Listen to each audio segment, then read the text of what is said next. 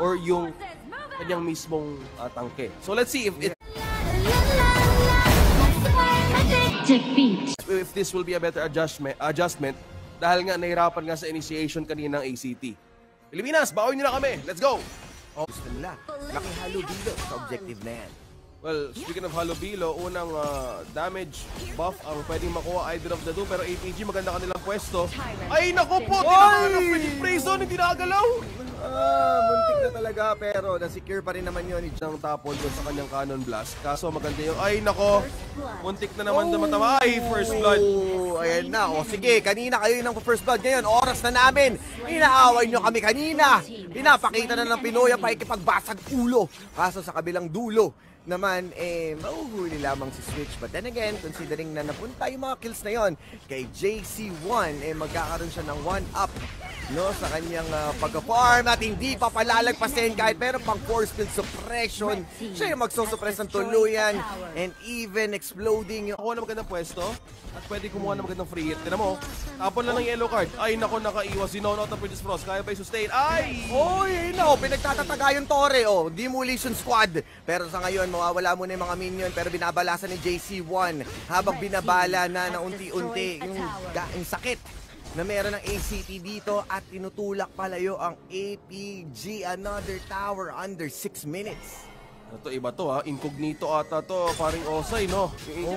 Medyo maganda yung ano ngayon Maganda yung reset ng ACT ngayon Balikan natin yung replay. Tignan mo, 2v1 APG laban sa isa, kaso may Torre dito ang ACT pero it wasn't enough. Ito, baka maipit sila dito over 6 dahil nga nakapwesto dito si Yulong. Buti na lang nandun si Switch para i-snitch kung saan yung pwesto ni Yulong.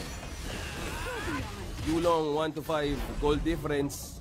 Lamang Sunitsu onto the economy against Fai. So yung Princess Frost kailangan din maging maingat. Si Ormson ay pwede makakuha ng magandang pwesto. Mo hiniwalay niya si Princess Frost doon na sumunod pa. Sige Ormson, pigilan mo. Ay nako, pinahuli.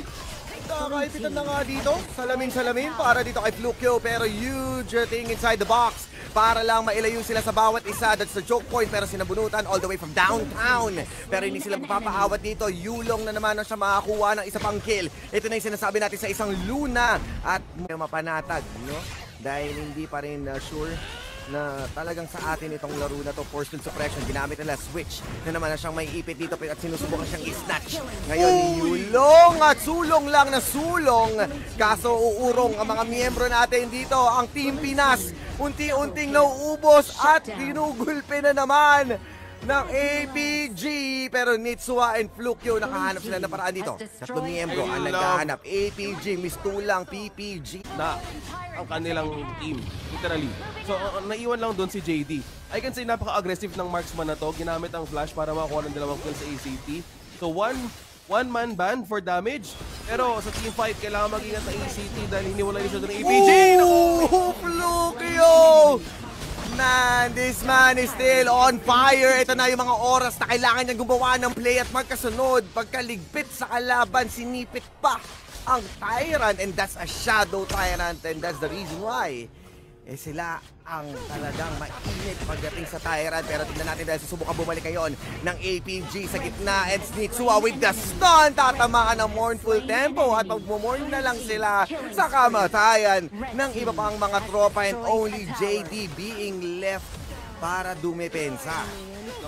Dalawa na lang ang naiwan dito pero kaya pa namang i-hold ng APG.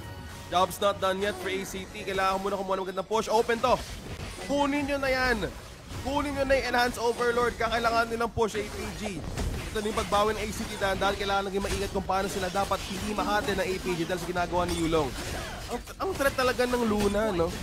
Alam nila na sobrang lakas sa teamfight ng ACT pero once mahiwalay sila dito, nahihirapan sila makakuha ng magandang pwesto.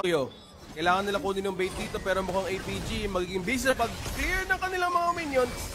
Kaso, walang tumatama. Adika, ACT yung nagiging maingat ngayon. Nasa kanilang lead, kailangan lang talaga ituloy-tuloy ang nasimulan nila dito. Good bird, no? Pinapa-cooldown lang nila dito yung Winter is here.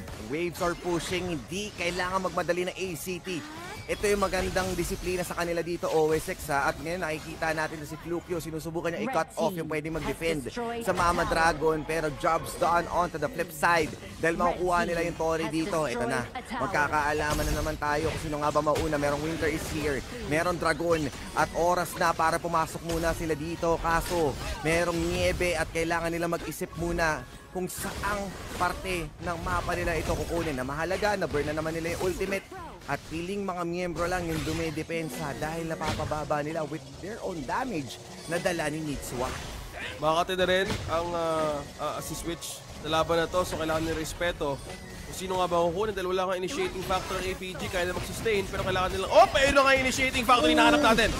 At ako, ito na yung mula sa likod. Mahuhuli ngayon si Dowhen at nagawan na ng paraan ang pangungulit yung kanyang flank and even switch onto the other side na gumagawa na rin ng play at wala siyang napitas doon. Even Fai running low, kailangan niya munang umatras and this may be the opening na kailangan ng ACT. 8 seconds para sa Shadow Tyrant, another stack of damage para sa kanila.